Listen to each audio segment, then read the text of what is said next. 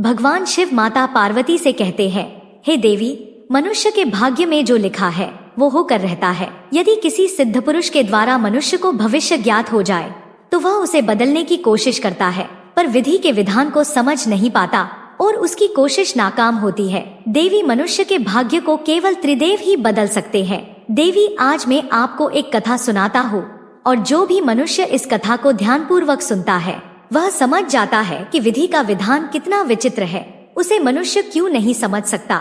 नमस्कार दोस्तों, आप सभी लोगों से निवेदन है कि इस कथा को सुनने से पहले कमेंट बॉक्स में हर हर महादेव लिखकर वीडियो को लाइक और चैनल को सब्सक्राइब करके बेल आइकन पर प्रेस कर लीजिए, जिससे आप प्राचीन कथाओं और कहानियों से जुड़े रहे।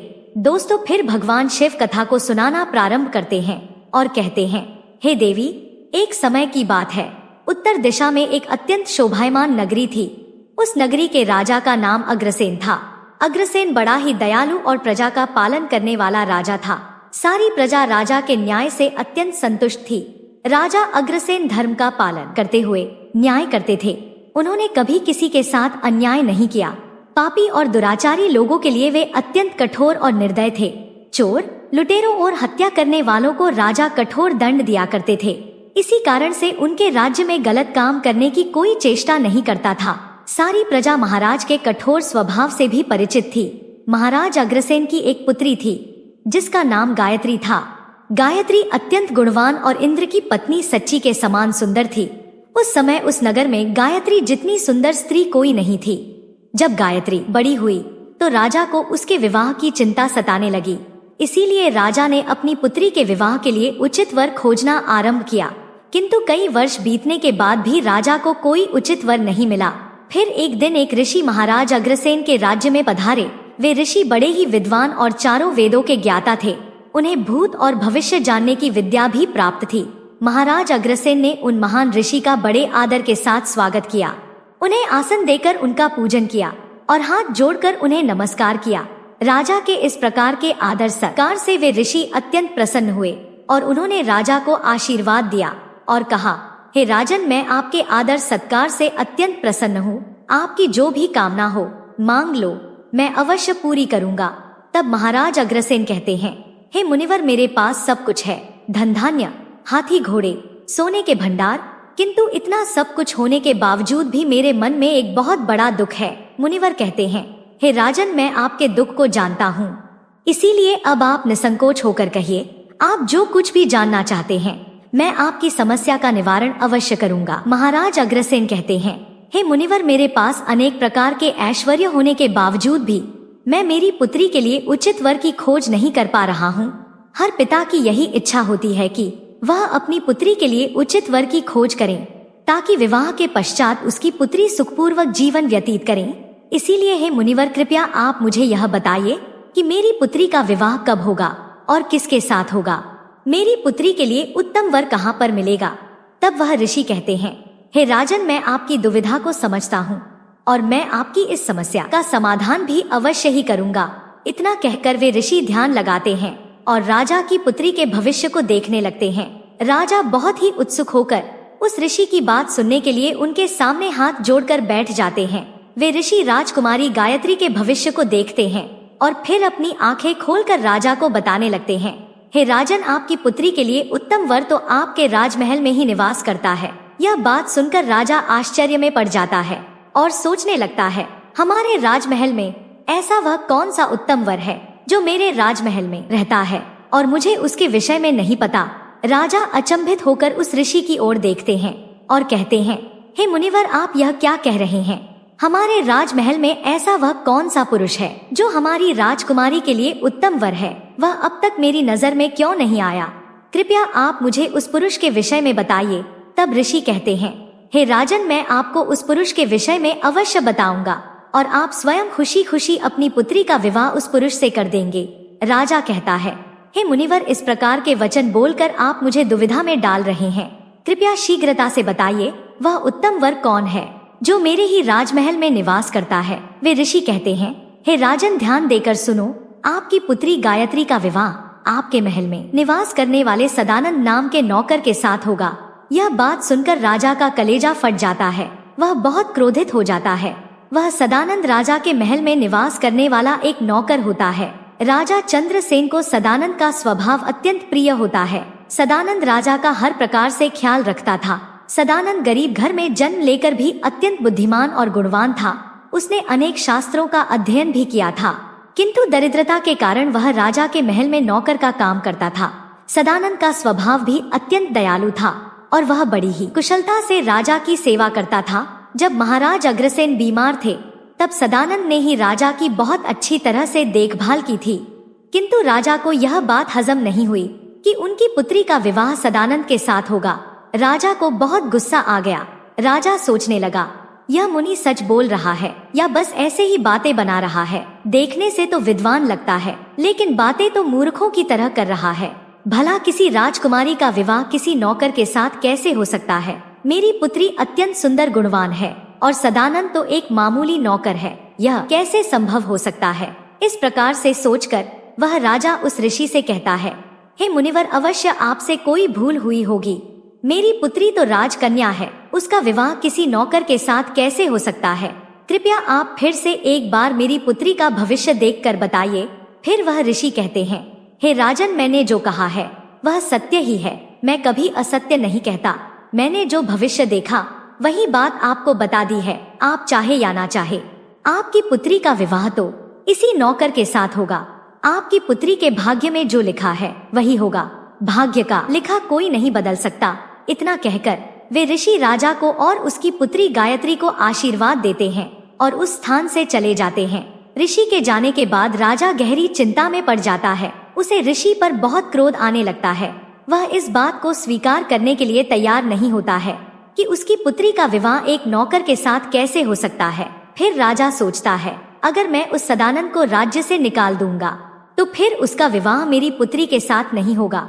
राजा अपने नौकर सदानंद को बुलाते हैं। राजा की आज्ञा का पालन करते हुए वह सदानंद दौड़ते हुए राजा के पास आता है। राजा गुस्से में सदानंद से कहते हैं, सदानंद, अब तुम मेरे इस राज्य से निकल जाओ और मेरे राज्य के आसपास कहीं पर भी दिखाई मत देना। वह सदानंद कहता है, हे महाराज, कृपया मुझे क्षमा कीजिए। मुझसे कोई भूल हो गई है। क्या मैंने कोई अपराध किया है? कृपया मुझे ऐसा दंड न दीजिए। मेरे माता पिता वृद्ध हैं, उन्हें लेकर मैं कहाँ जाऊं? हमें केवल आपका ही सहारा है। आप जो भी कहेंगे वह कार्य करने के लिए मैं तैयार हूँ। कृपया आप मुझे राज्य से ना निकालिए। तब महाराज अग्रसेन को सदानंद पर बड़ी दया आती है। राजा सोचता है, इस सदानंद ने तो मेरी बड़ी सेवा की है, इस प्रकार से इसे दंड देना उचित नहीं होगा।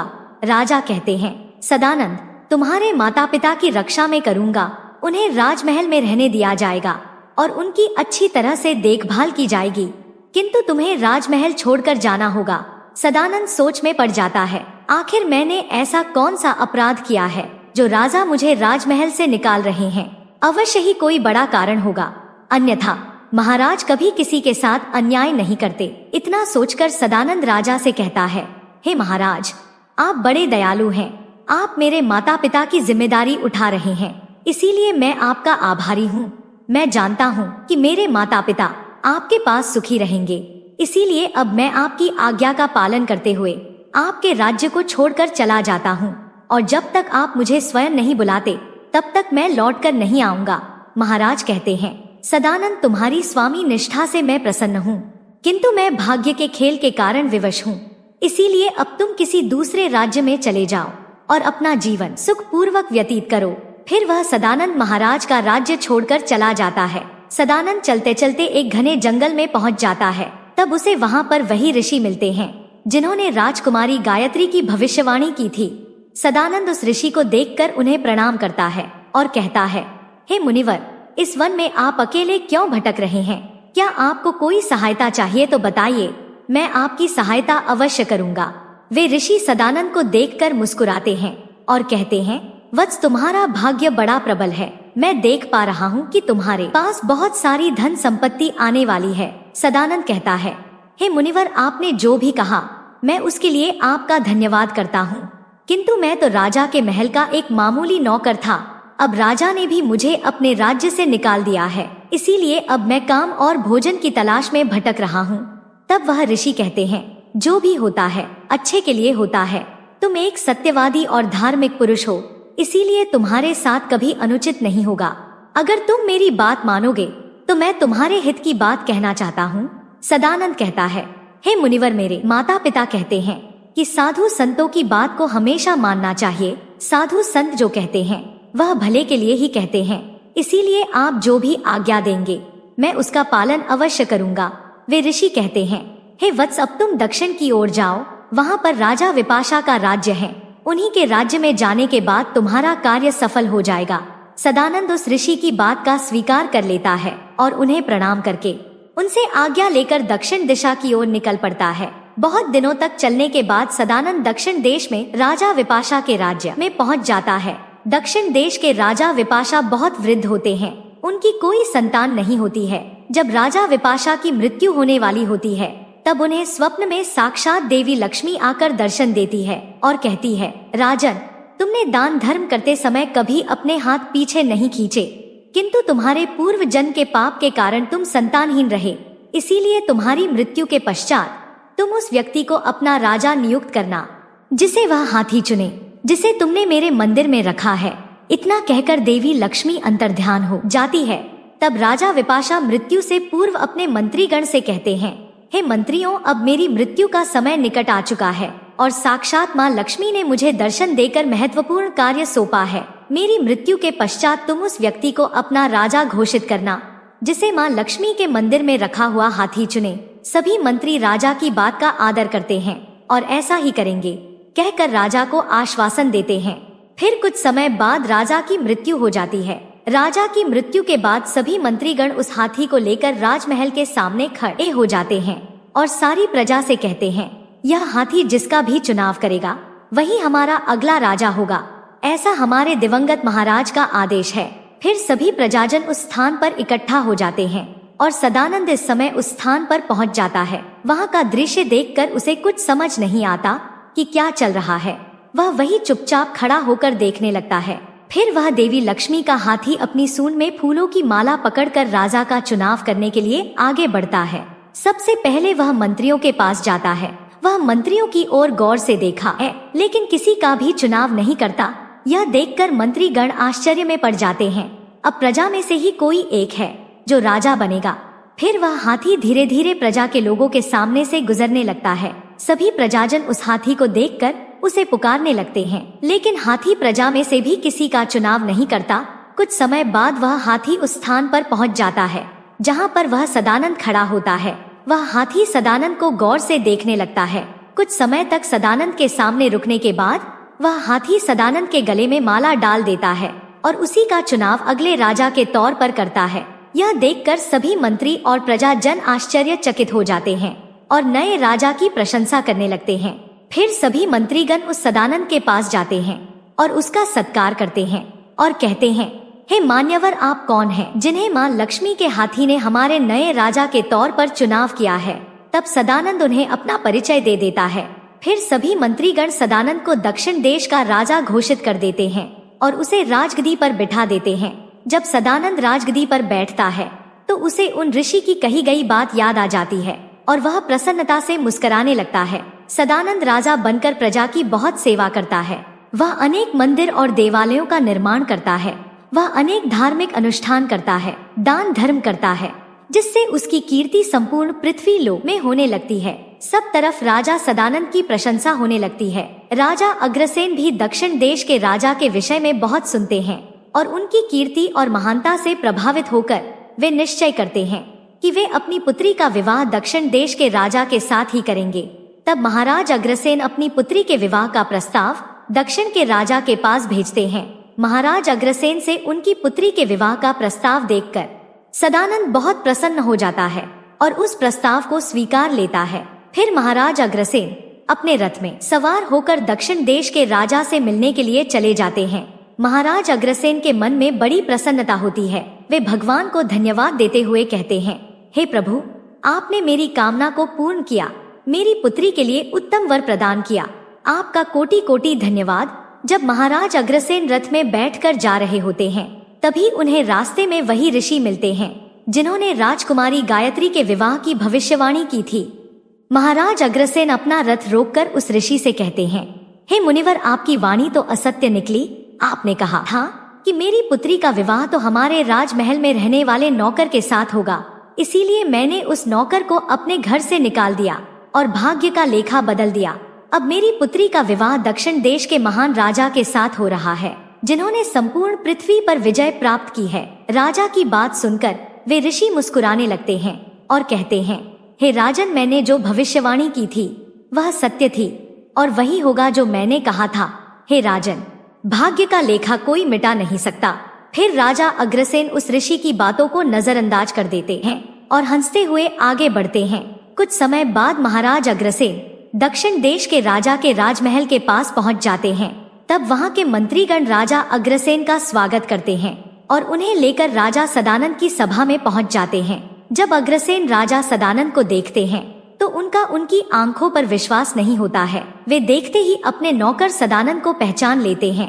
राजा सोचने लगता है, यह राजा तो मेरे नौकर सदानंद की तरह दिखाई पड़ रहा है। तब सदानंद राजा अग्रसेन के पास आता है और कहता है, हे महाराज, आपने मुझे पहचाना?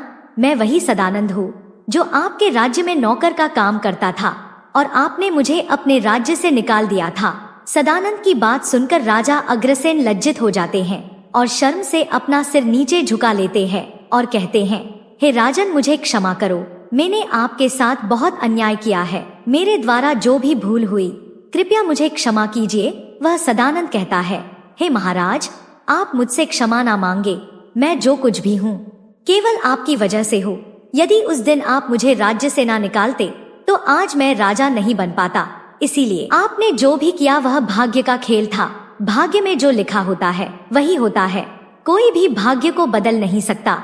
यह सब तो नियति का खेल है। सदानंद की बात सुनकर अग्रसेन बहुत प्रसन्न हो जाते हैं और उसे नमस्कार करके धन्यवाद देने लगते हैं।